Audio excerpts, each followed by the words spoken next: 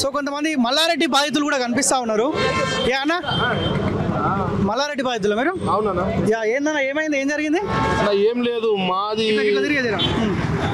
Gundlapochampally village లో venture చేస్తే దాంట్లో మా పేరెంట్స్ అప్పట్లో 35 ఏళ్ల కింద ప్లాట్లు కొన్నారు. 10,000కు ప్లాట్ అంటే కొన్నారు, రూపాయి కూడబెట్టి మా పేరెంట్స్ కొన్నారు, పిల్లలు ఉన్నారు కదా అని చెప్పి 35 years కింద. సో అది కాస్త ఇప్పుడు ఏమైపోయిందంటే ఆ ప్లాట్ వాల్యూ వచ్చేసి ₹1 కోటి ఉన్నది.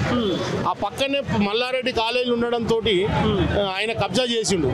ఆయన కబ్జా చేసి ఆయన అనుచరులను పెట్టేసి మమ్మల్ని భయభ్రాంతులకు గురి చేసి. ప్లేస్ ఏడన్నది? గుండ్లపోచంపల్లి విలేజ్, మైసమ్మ కూడా గుండ్లపోచంపల్లి విలేజ్. ఆయన యూనివర్సిటీ మల్లారెడ్డి యూనివర్సిటీ అక్కడే ఉంది. మల్లారెడ్డి కాలేజ్ కు ఆనుకొని కూసంత దూరంలోనే మా వెంచర్ ఉంది, 23 ఎకరాలు. దాంట్లో 16 ఎకరాలు ఫేక్ డాక్యుమెంట్ క్రియేట్ చేసి మల్లారెడ్డి ఆయన బామ్మార్ది అనుచరుడు ఉన్నాడు, ఆయన కొడుకు మహేందర్ రెడ్డి పేరు మీద మల్లారెడ్డి ట్రస్ట్ కు 16 ఎకరాలు రాసిచ్చిండు.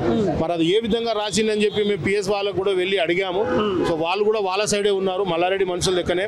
వాళ్ళు కూడా మాకేం బిహేవియర్ మంచిగా నచ్చలేదు. సో నిన్న మొన్న 4 days నుంచి పోలీస్ స్టేషన్ చుట్టూ తిరిగాం పేట్ బషీర్బాద్ లో. SI ప్రశాంత్ మళ్ళీ వీళ్ళందరూ ఏసీబీ వాళ్ళతో మాట్లాడుతూ కూడా మాకేం న్యాయం జరగలేదు. అంటే వాళ్ళేం పట్టించుకోవట్లేదు, లైట్ తీసుకుంటున్నారు. వాళ్ళు చెప్పినట్టే ఏంటున్నారు, వాళ్ళ సైడే మాట్లాడుతున్నారు, మా సైడ్ మాట్లాడలేదు. సో రేవంత్ రెడ్డి అన్న దగ్గరికి ఎందుకు వచ్చామంటే, లాస్ట్ టైము ఎలక్షన్ కంటే ముందు రేవంత్ అన్న ఎంపీగా ఉన్నప్పుడు మేము వెళ్ళి రేవంత్ అన్నకు కలిసి చెప్పడం జరిగింది.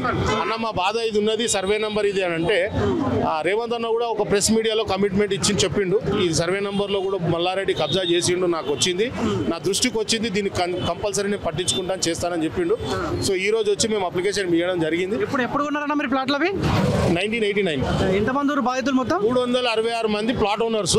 ఇప్పుడు బాధితులు వచ్చేసి 110 మంది ఉన్నామండి. ఎన్ని ఎకరాలు ఉంటుందన్న మొత్తం? 23 ఎకరాలు. 23 ఎకరాలు యూనివర్సిటీతో కలుపు అలా కలిపేసుకుంటున్నాం మొత్తం అనేసి ప్రయత్నం చేసి కొంచెం పక్క జరిగి 16 ఎకరాలు నాది అని చెప్పి వాల్ పెట్టేసుకుంటాం. దాంట్లో మా ప్లాట్స్ ఉన్నాయి, లేఅవుట్ ఉంది, మ్యాప్ ఉంది, పట్టా పహానీలు అంతా వేరే వాళ్ళు. వీళ్ళు ఫేక్ గా వీళ్ళ గవర్నమెంట్ వచ్చిందని చెప్పేసి ధరణిలు ఎక్కించుకొనేసి మల్లారెడ్డి మహేందర్ రెడ్డి వాళ్ళ కొడుకు పేరు మీద 16 ఎకరాలు మల్లారెడ్డి ట్రస్ట్ కింద ఉన్నది. మరి ఏ విధంగా ఉన్నదని చెప్పి MRO SRO అందరిని వెళ్ళి అడిగాం, కలెక్టర్ కూడా పెట్టుకున్నాం. ఎవరు రెస్పాండ్ రావట్లేదు. అందరు వాళ్ళ మనుషులే కాబట్టి మొన్నటి వరకు వాళ్ళు చెప్పినట్టే విన్నారు. ఇప్పుడు మొన్నదాకా 10 ఏళ్ళు కేసీఆర్ అండదండలు ఉన్నాయి, రేవంత్ రెడ్డి కూడా నా దోస్తే అంటున్నది, ఎట్లా న్యాయం జరుగుతుంది? రేవంత్ రెడ్డి అన్న కూడా చేయలేడు అనుకుంటే మేము ఇంకా ముందుకు వెళ్ళి ధైర్యంగా మేము కొట్లాడే శక్తి మాకున్నది. ఏ విధంగానైనా పోరాడితే మేము న్యాయంగా ఉన్నాం, మేము లీగల్ గా పోతున్నాం. మరి రేవంత్ అన్న మంచి మనిషి, రేవంత్ అన్న ప్రజల మనిషి అని చెప్పి వచ్చిండు కాబట్టి రేవంత్ అన్న దగ్గరకు వచ్చినాం. రేవంత్ అన్న ప్రజల మనిషి నిజంగా అయితే మాకు న్యాయం చేస్తాడు.